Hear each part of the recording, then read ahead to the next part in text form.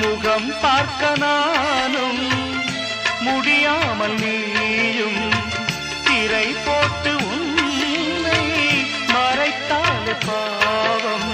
ஒரு முறையேனும் திருமுகம் காணும் வரம் தர வேண்டும். எனக்கு அது போதும் என்னை சேர.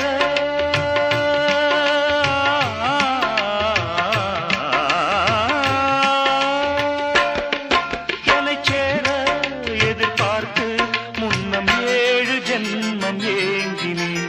பாவெண்ணிலா உன்னைத்தானே வானம் தே